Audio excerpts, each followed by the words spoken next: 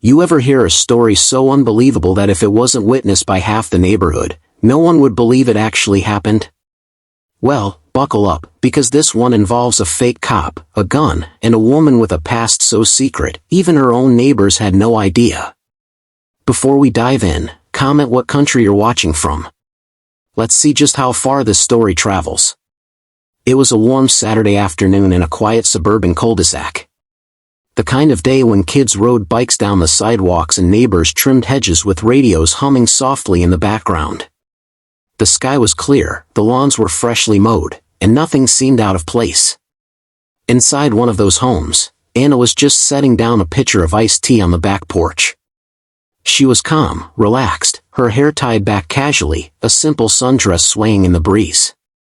To everyone in the neighborhood, she was just the kind, soft-spoken wife who baked cookies for block parties. Nobody knew she had once been one of the most highly trained operatives in the world, Delta Force, still technically active, though she lived like she had retired. Her husband, Mark, was in the garage tinkering with his motorcycle. The hum of a wrench clinking against metal was steady, soothing. That's when they noticed the car. A black SUV with no plates pulled up to the curb. Out stepped a man in dark tactical-looking clothes, sunglasses covering his eyes, and a badge hanging loosely around his neck. The man's voice was sharp. "Ma'am," he called out toward Anna, "this is an official HOA inspection. We've had reports of code violations." Anna raised an eyebrow. She knew her neighborhood had an HOA, but there were no inspections scheduled. And certainly no HOA officer showed up dressed like a federal agent.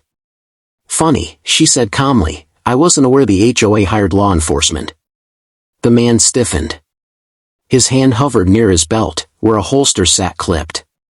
"Don't play smart with me," he snapped. "This is official business." From the garage, Mark stepped forward, wiping his hands on a rag. "Buddy, if you're with the HOA, show us some paperwork. Otherwise, you've got no business here." That's when it happened.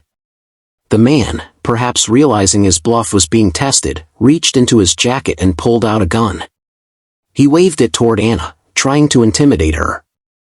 "Listen here," he barked, "you're gonna let me in that house, or you'll regret it." For a second, the whole street froze. A few neighbors peeked from behind curtains, horrified but too scared to intervene. But Anna didn't flinch. Not even a blink. Instead, she stepped forward, her voice steady, almost commanding. "Put that weapon down," she said, her tone low but razor sharp. The man sneered. "Or what? You're gonna bake me some cookies?"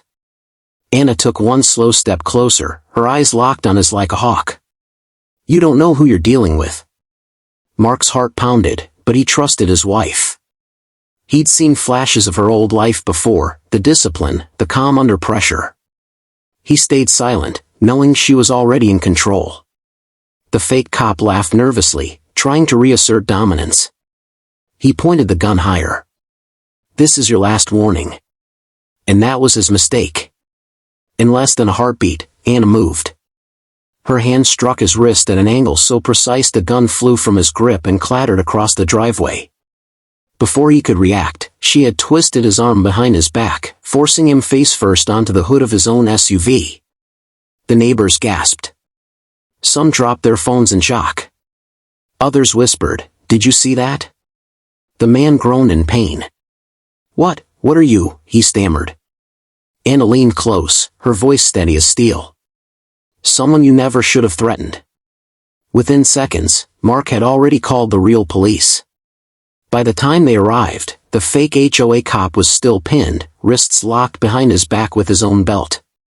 The officers quickly confirmed what Anna already knew: he wasn't with the HOA, wasn't law enforcement at all. Just a con artist with a fake badge trying to strong-arm his way into homes. The police took him away, but the neighborhood would never forget what they saw that day. For years, they had known Anna as the sweet, quiet woman with a warm smile. But from that afternoon forward, they looked at her differently, with respect, awe, and a little bit of mystery.